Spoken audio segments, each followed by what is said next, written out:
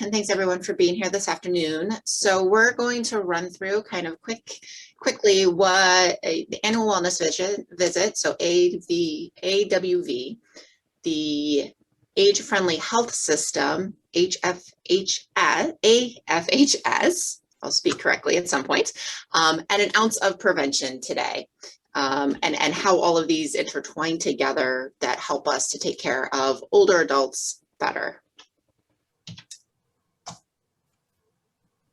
So these are objectives. We're going to describe the Medicare annual wellness visit and how we can use that to benefit older adults, along with how that can overlap and align with age-friendly health system goals, identify those preventative screening recommendations and strategies for older adults, and how those can relate to geriatric syndromes as well, kind of all through this lens of the Medicare annual wellness visit. So what is the Medicare annual wellness visit? Well, it's a comprehensive wellness assessment.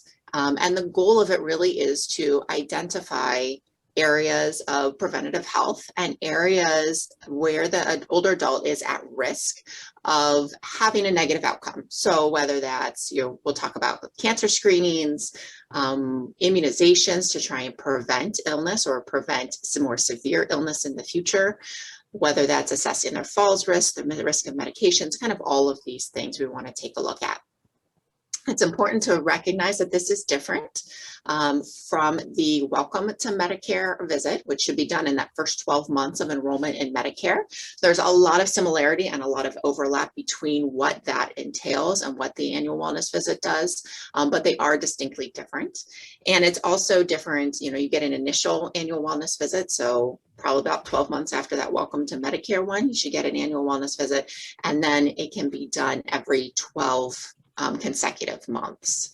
So if you did it in May of this year, it has to be at least May of next year. So it is that full 12 consecutive months.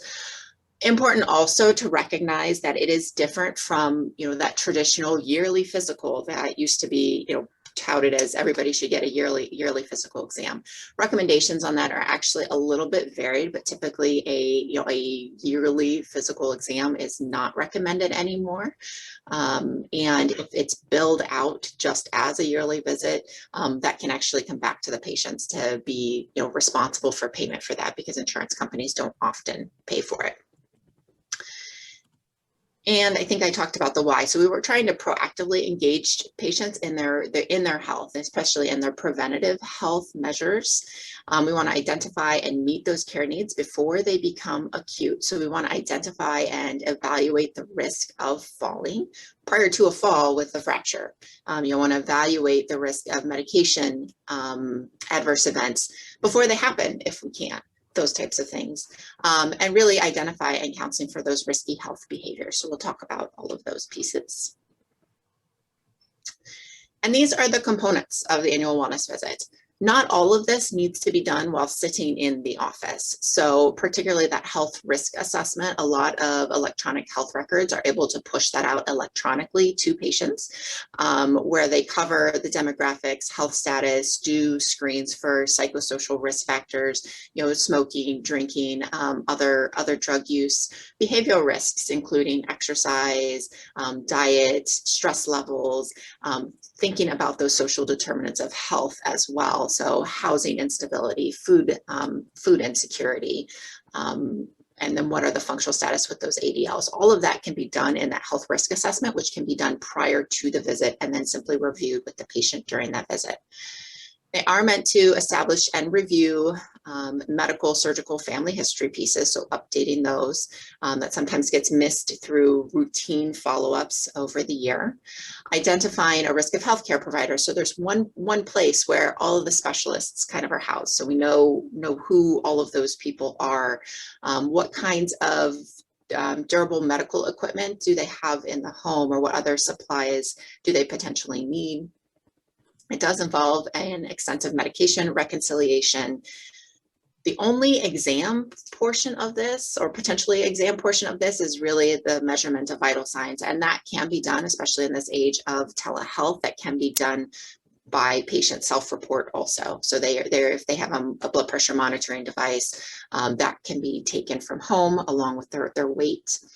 There's a screen for cognitive impairment or depression, and it can be a variety. It's not prescribed which type of screen should be used, but I've listed a few options.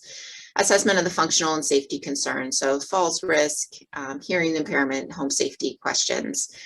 And then the kind of other preventive health things, so identifying risks through all of those pieces, but then, there are structured recommendations for cancer screenings, for immunizations, for other health screenings, and we'll talk about that in a minute.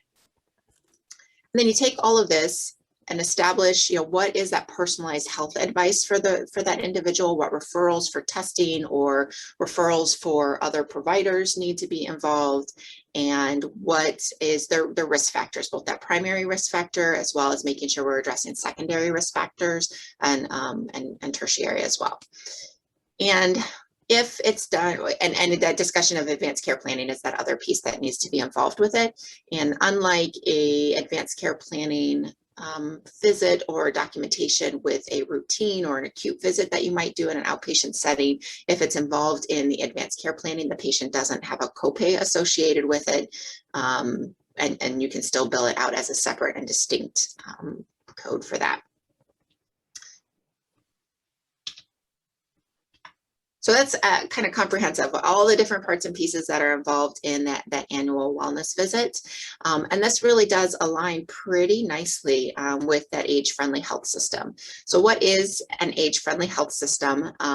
It is an initiative by the John A. Hartford Foundation, the Institute for Healthcare Improvement, and in partnership with the American Hospital Association, Catholic Health Association, where we're working to establish evidence-based practices for the care of older adults that causes, one, no harm, and really focuses on aligning on what matters to that individual. So focusing on patient priorities type of care, identifying what their priorities are, identifying what matters, and aligning that care to that. And certainly this not only involves their disease and chronic illness and management, but it also involves screening and treatment for illnesses that aren't bothering that individual. So dovetails here pretty nicely. The age-friendly health system specifically looks at what are called the 4 M's. So it's what matters. Again, that hallmark to all of this is to align care with the older adult specific health outcome goals and care preferences. And this could be discussing end-of-life care, but it is much more than that. It is identifying, again, what are the main goals that this individual wants to accomplish or wants to achieve, and where are their kind of risk assessment points in there. So somebody may say, I know I'm diabetic. I want to have my diabetes under reasonable control, but you're never going to get me to stick my fingers 4 times a day. So it is evaluating how do we align their care with that stated preference, right? And sometimes that's negotiation, sometimes that's choosing alternative treatment modalities, all of those sorts of things. It is then age-friendly also takes into account medications, really identifying, one, is a medication necessary? Is there a risk for adverse drug effects, a risk for mobility changes or medication changes associated with those medications, and trying to limit those potential effects. It's mentation, so prevention, identifying, and treating not only dementia, or cognitive impairment and decline, but also depression and delirium. So we kind of say those 3, we have 4 M's, we have 3 D's that we look at when we're talking about mentation. And then assessing and evaluating mobility, which is not only, if you kind of narrowly focus it, is that person's ability to, ambulate around the home perhaps, or ambulate to an ability to get out of the home. But we should also take into consideration, their mobility in the community as well, and how we can help to facilitate that. A lot of our community, particularly, in Northeast Ohio, using public transportation is quite a challenge and poses a transportation mobility issue, whereas in a larger city such as New York or Chicago, that public transportation piece is a different component to help to navigate, but perhaps allows people to continue to be engaged in the community a little bit differently, even if they can't drive. And why does this matter? So evidence shows that all of these things are important.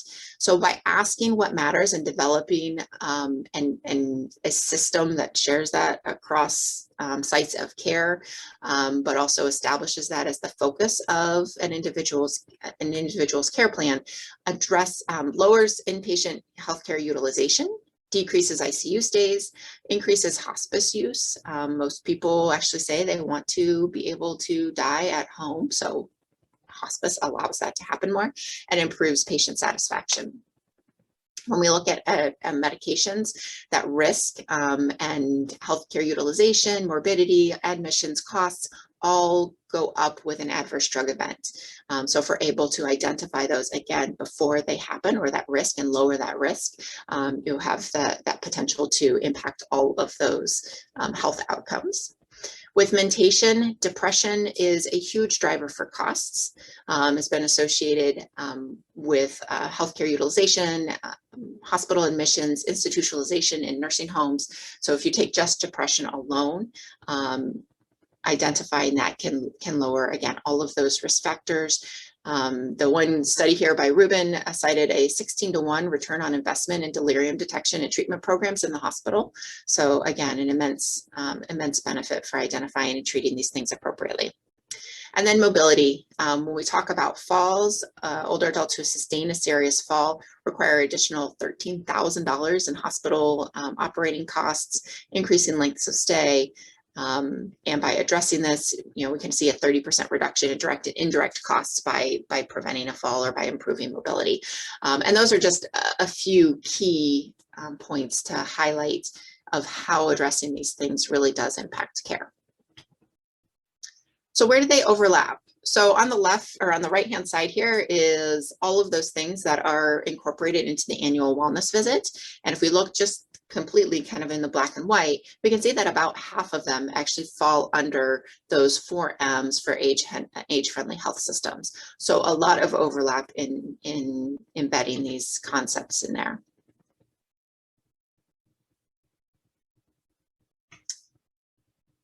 And then the other large component of the annual wellness visit is actually looking at preventative health. We know that most older adults are not up to date on those core preventative services, despite going for regular checkups or those routine follow-ups. And fewer than 30%, a little bit younger population in that 50 to 64 up to date, are 50 to 64-year-old older adults. Maybe they're not older adults at that point, but those 50 to 64-year-olds, fewer than 30% are actually up to date with those core clinical preventative services. And then just taking that moment to acknowledge that these are even worse when we look across racial and ethnic disparities in the United States.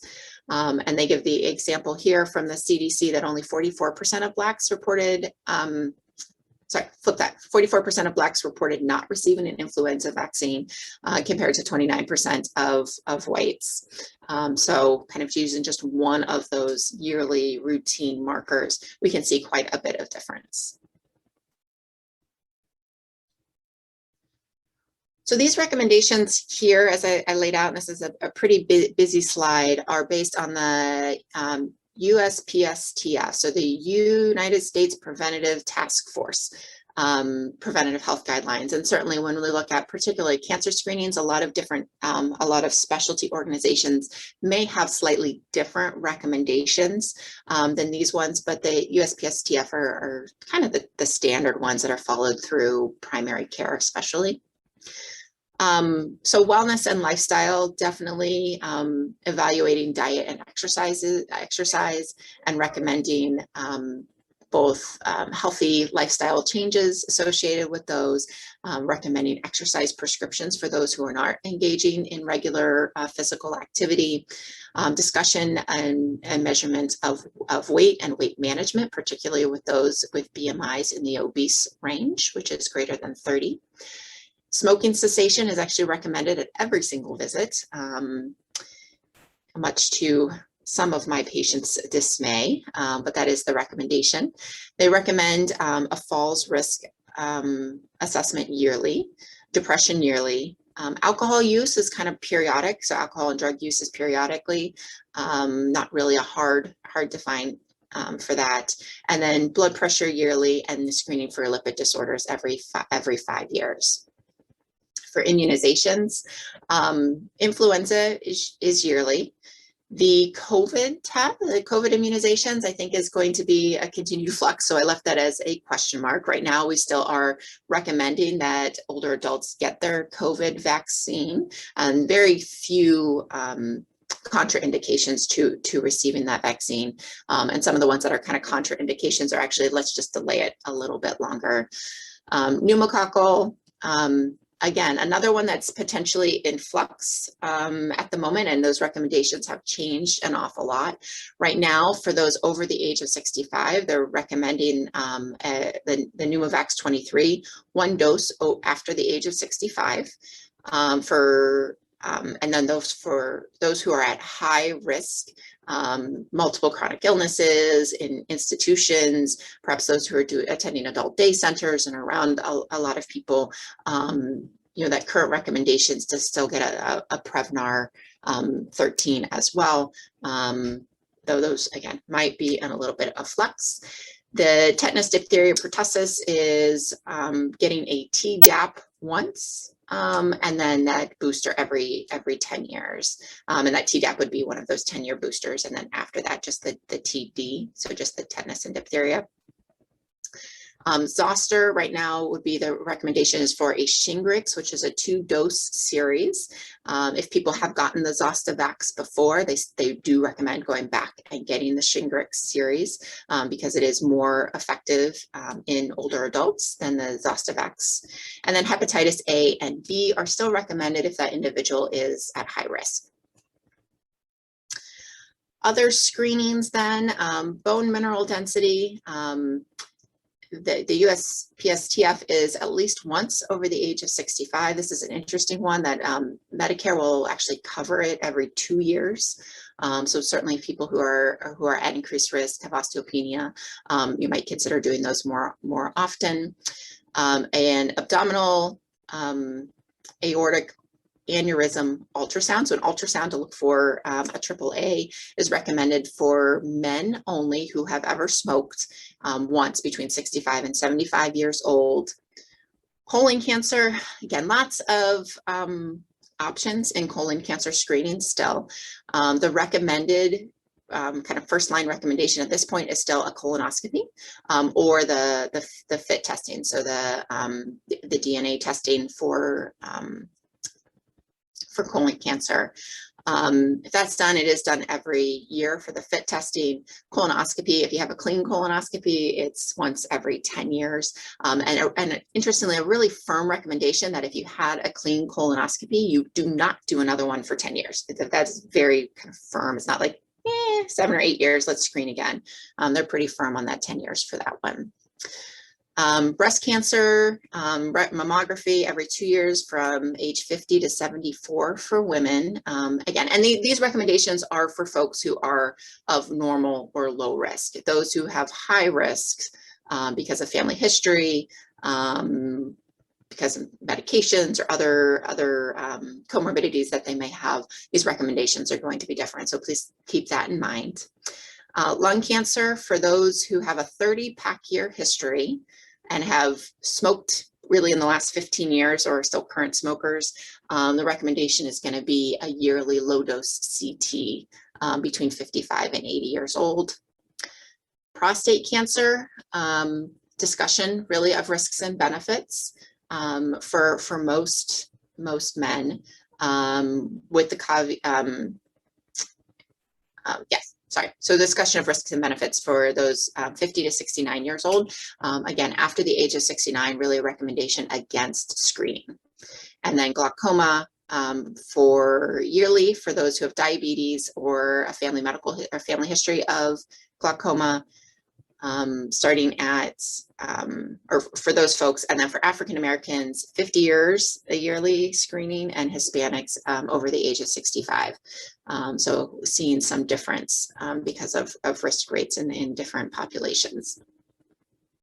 And then dementia, again, I put questions there. In my line of work, I would suggest, and as part of the annual wellness visit, to do a screening for cognitive impairment. So there is recognition that this may be of benefit. From the USPSTF standpoint, however, it's kind of they really don't offer a recommendation one way or the other. Essentially, they're saying that there's not a demonstrated benefit of screening people early and identifying illness prior to having symptoms, and that's what we do when we screen. And they haven't noticed that as being of benefit, because the treatments don't make, when they look at all of the data, they don't make a huge difference as they have evaluated that. I would be a proponent for yearly screening, certainly through the annual wellness visit, through your routine yearly screens, not because starting treatment necessarily changes the long-term course of it, but by identifying and engaging people in that diagnosis and in the care planning associated with that going forward, we're allowing people to have an ongoing say in their care versus waiting until the point where that person perhaps no longer really has the capacity to engage in some of those conversations, to get their advanced care planning documentation in place, et cetera. By delaying that, we might be prohibiting them from participating in there.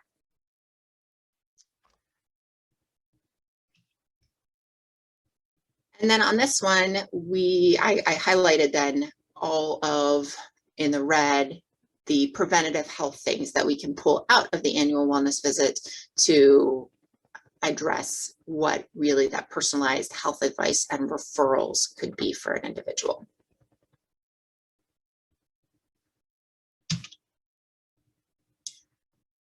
But all of this being said, right, there's a lot of things on here that particularly for older adults who have a lot of chronic illnesses, who have perhaps a limited life expectancy, a lot of this stuff isn't really what's going to drive their care. It's not really going to be what drives what matters to them.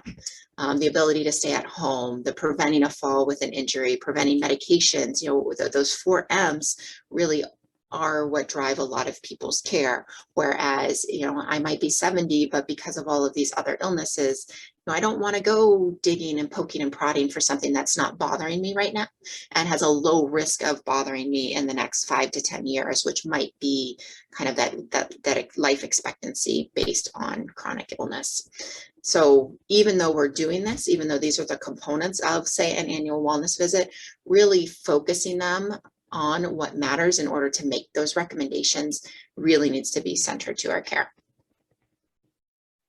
Okay. So that's my comments for AWV, AFHS, and an ounce of prevention here.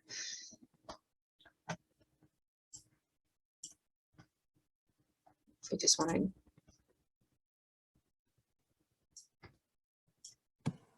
I know we had a number of questions in the chat. So let's see.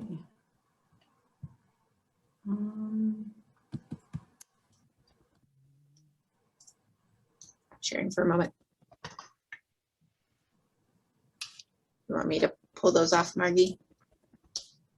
Sure. Well, actually, so someone asked about the copies of the slides, and yes, indeed. These will, in about 24 hours, they were excellent slides. Thank you. I mean, I learned some things from them. So, and the video will be linked as well. So,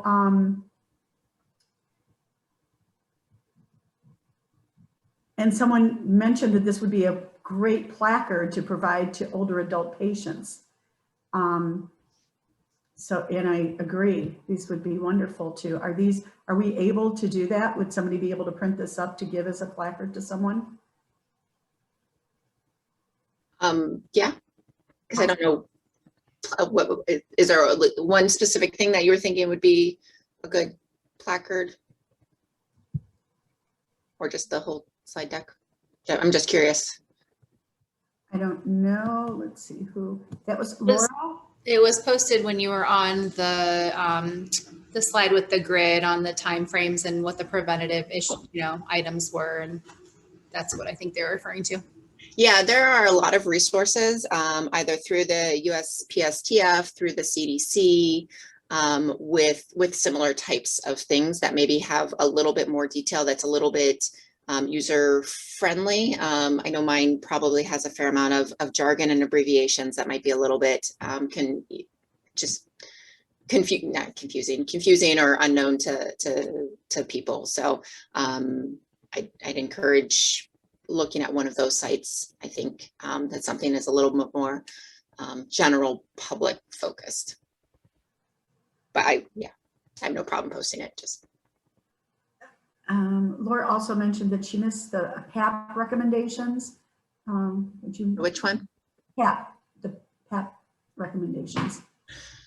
Yeah, PAP recommendations are every 2 years up until the age of 65, actually. So that's why I didn't include it. And then after 65, if you've had three screens beforehand that were negative, they don't recommend a routine PAP. Pelvic exams, I think, are a little bit more questionable, but they follow a similar recommendation. And kind of on that same note, Kent asks why no prostate screening after 69. Again, evaluating the risks and benefits for older adults. Most prostate cancers are actually pretty slow growing, and there's some information that they may be even kind of endemic. You know, if you live long enough, you probably have prostate cancer, and it's not going to benefit you. So, and identifying the goal of a screening test is to identify early an illness that is going to cause problems later on. And so routine screening for prostate cancer and a slow growing cancer that often doesn't cause a lot of symptoms puts men potentially at a lot of risk for complications associated with, repeat testing, biopsies, pain, those kinds of things that go into the evaluation afterwards. Thank you. Are there any questions that anyone has that you may unmute to ask any of those questions now if you have them?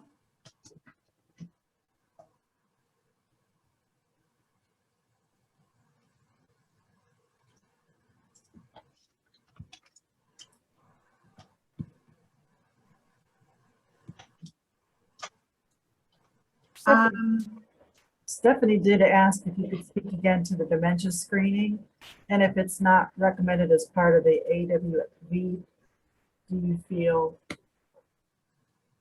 providers are not screening, but what about screening for risk factors and educating patients on cognitive health and resources should there be a cognitive impairment?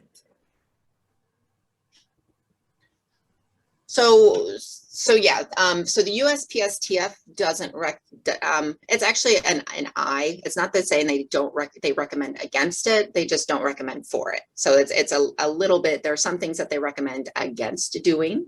Like I said, colon cancer screening for those who've had a clean colonoscopy, they recommend against repeat colonoscopy within that 10-year window. So versus not recommending to do it. It's a little bit of a funny language. So the USPSTF doesn't recommend to do dementia screening, again, because the treatments don't necessarily impact or change the outcome of care. Meaning, if you're diagnosed with a progressive neurodegenerative disease like Alzheimer's dementia, even if we treat you with the medications available, your dementia is still going to progress and you're still going to die of your dementia. Unless you die of something else before that. So that's kind of where they make their recommendation. However, it is part of the annual wellness visit, so that screen is a part of that. And other organizations, the American Geriatric Society, I'm sure the Alzheimer's Association, right? They do recommend for routine screening in order to identify people early, because one, that prevention piece is still there. One of the biggest things with dementia we can do is prevent people from, is hopefully to prevent some of the negative outcomes, getting confused about medications, driving when it's no longer safe to drive, working to lower false risks, like all of those sorts of things. And then that advanced care planning portion that I spoke of. And then I think the other important piece is that the medications, while they don't change that end goal, they have been shown to help with behavioral symptoms associated with dementia, maintaining some of the, function, particularly around ADLs in the home longer, and delay that point where family or need to place somebody in a nursing home. So that delay can be up to actually 6 months, which can save thousands and thousands of dollars in healthcare costs in the long run. So kind of a little bit of a soapbox from that standpoint. However, even though it's required for the annual wellness visit, many studies are showing that it's really not impacting the rates of dementia diagnosis. So we do have a comment from Megan. Dementia screening could provide baselines as new treatments arrive and new tests are determined. yes, yep.